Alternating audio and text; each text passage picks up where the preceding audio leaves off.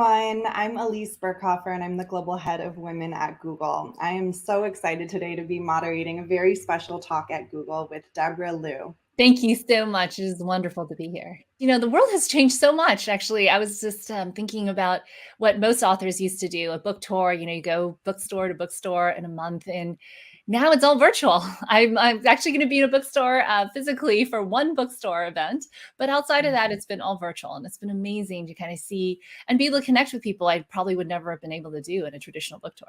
If you had told me 10 years ago that I would be writing a book, I wouldn't have believed you, because to be honest with you, I just never saw myself as a writer.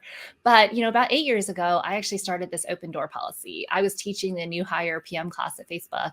And, I had felt so alone in different parts of my career. And I said, you know what, at the end of the class, I said, I have an open door policy. Call me anytime. You're going to need somebody sometime. And some people would call me and ask me to help them pick a team. But a lot of people would call me a year or 2 years later, and they ran into their first hurdle. They can't get promoted. They have conflict with their manager. And so I would do these coaching sessions, and I still do it to this day. I have coached over 1,000, mostly women.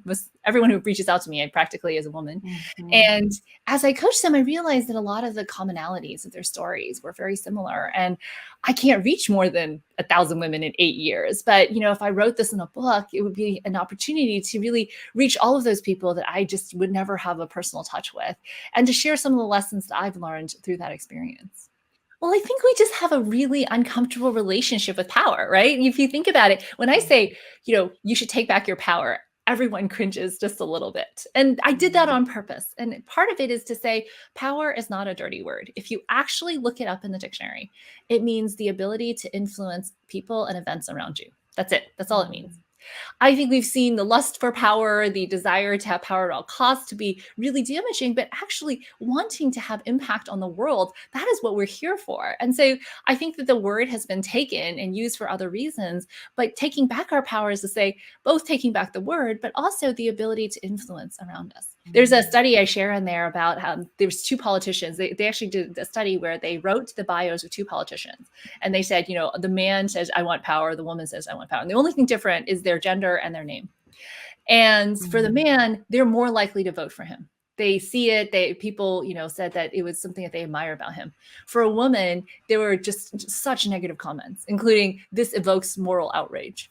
Think about that when the difference between these small differences between how men and women are seen, and how women are then asked to give away their power in small ways. Like the last time you were asked to take notes, the last time they say, well, who's taking care of your kids? My husband said, no one in my entire life has ever asked me that, but I get asked that a lot. Oh, you do so much. You're the CEO of a company, you have a nonprofit, you have 3 kids. Who takes care of your kids? And he just laughs every time that happens, because there is a double standard.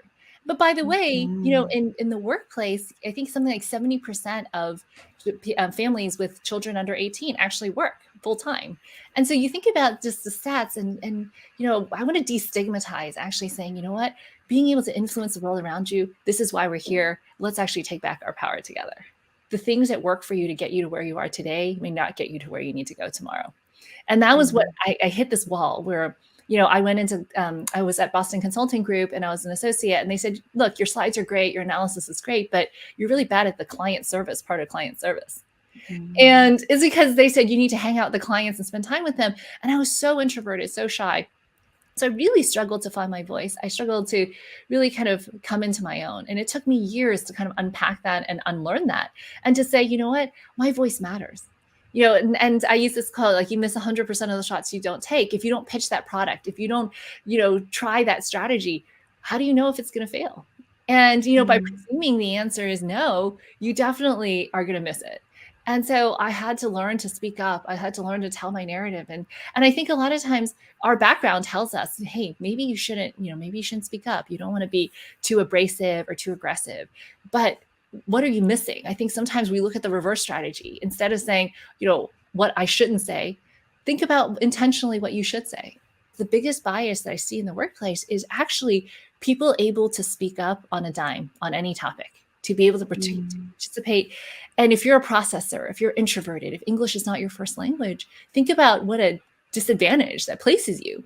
And, presentations and kind of speaking to others might be 5% of your job, but it's 50% of how you're judged. And I've just seen that time after time. And so much of what we, finding your voice is really kind of figuring out how you want to navigate a system that wasn't built for the way that you grew up or the way that you exist. And so what do you do about it? You can't fix it overnight. I wish I had a magic wand, but in the meantime, we have to live in an imperfect system. And a lot of the rules are, you got to pick be intentional, choose the things that you're going to do and do them. Some people are like, well, don't you feel like it's unfair that you have to conform? And I said, no, that is absolutely true. There's a lot of studies that show men are successful if they're competent, and women are successful and seen as leaders if they're competent and warm. Is that fair? Absolutely not. But if you want to be a leader, you kind of have to choose, what does it mean to be warm? And I read that study and I thought, I'm not warm. I'm also not extroverted. This is going to be really hard. But I realized that everything can be learned. And if you treat it as a skill, it changes the way you look at it. So I'm still extremely introverted. My husband actually is a lawyer, and he's a general counsel and head of partnerships for a startup, but he's an extrovert. And so at the end of the day, he wants to talk, and I'm like, I'm out of words for today. Thank you. But it's okay. And we get a lot of energy from our kids instead. Well, I do this a ton. You say the word just. I just want to, sorry to bother you, but I don't know that much about this yet, but you're basically saying, dismiss me before I've spoken. And so I ask, especially when you're doing writing, to actually go back to what you've written and take out those qualifiers.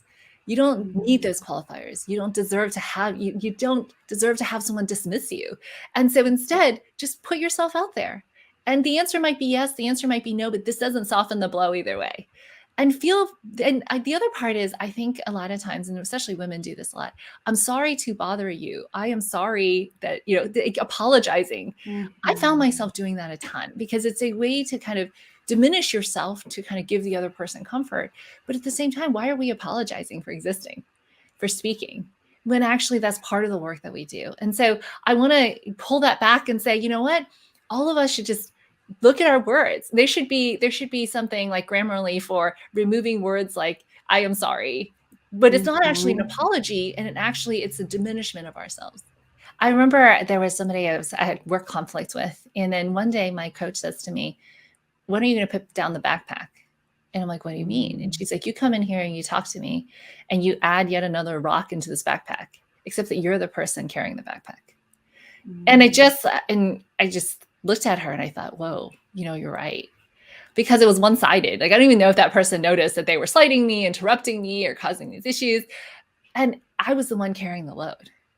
And so putting it down was a huge step, which was, forgiveness. Sometimes we just need to let go of something. Something bad happens to us at work, a decision is made, and we are just upset and we're angry. It is okay to sit in that feeling, and then it's time to let it go.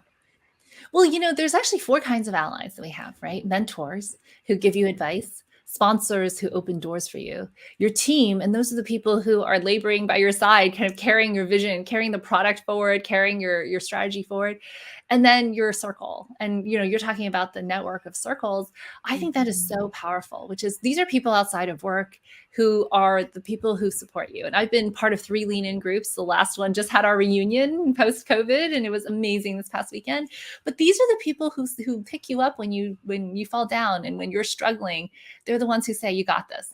And so I hope everyone has that. If you don't, create that for yourself. Find a group of like-minded women to support you, because it is so powerful. Coaching circles, mentoring circles, lean in circles. There's a lot of organizations that help provide this. And I think it's really important in your career as well as your home life. I think sometimes you get a mentor, and I've mentored a lot of people as well, and you never tell them what happens, right? And so the most gratifying mentoring relationships, and this is how you turn a mentor into sponsors, to say, Lise, thank you so much for your advice. This is what I did, and here's what happened. And here's what's next. By closing the loop, you're actually saying, I'm worthy of your advice, but also your time. And I want to do more. So help me. And you're really bringing that person alongside you on the journey, not just saying, okay, I'm going to a guru, getting, advice and then moving on. And so, as you have mentors, I encourage you to take their advice, but then come back and say, this is what I learned and here's what happened, and thank them. I think we just don't appreciate the mentors that we have enough. And then the second thing is turning them into sponsors. Sponsor is somebody who chooses you. And so it's really hard. People always ask me, how do you get a sponsor? And the first thing is to be worthy of sponsorship. So really, turning your mentor, your manager into sponsor, but also like really unpacking what they're looking for. For the most part in my career, and almost always, women have been one of the biggest supporters and allies and friends, but it's not always the case, and I think that in professional settings, sometimes it's hard, right?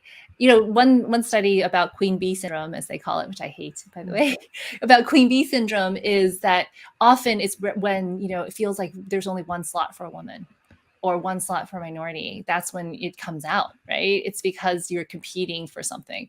In actuality, for the most part, and in general, women, when they enter the C-suite, bring in more women. When they join a board, more women join.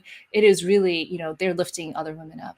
But that does happen. And I think sometimes maybe just sitting down and having a conversation saying, hey, I noticed this. How can we be better allies? Because I think we can, destigmatize, some of this if we just sat down and had a conversation and said, I'm feeling a little bit of something coming from you. Can we have this talk? Because lifting each other up, both of you will get further if you actually help, carry each other across some of the more difficult circumstances. So turn them into an ally if possible. That's not always possible, but it is important that you make that attempt. And if it doesn't work, I think sometimes just saying, you know what, I'm going to let this go. Sometimes the answer is I can't win every battle. I'm going to let this go and I'm going to find a way around as opposed to through. One of the biggest issues in workplaces is that we treat everybody like they're here to learn from us and we have nothing to learn from them. And I heard this from a different company. They said what they do is when someone comes into their group, they first put them in the hot seat and do a kind of brown bag lunch and say, what can we learn from you? I love that because it gives people the moment of expertise before they become the learner again. And I think more organizations should definitely do that. I think the most important thing is always be learning, and this is the advice I would give myself if I'm starting out, because every year I actually have these crazy New Year's resolutions. One of them was to create a newsletter and write every week, which was pretty nuts last year. And now I have a newsletter. I had wanted to write more and now I have a book. Like and I've been doing these New Year's resolutions for many, many years. I work out every day because of it. I floss every day. I quit sugary drinks. Like I've done so many different things. And to challenge yourself, always be saying, hey, and by the way, some things I try for a year, I'm like, okay, that is definitely not for me.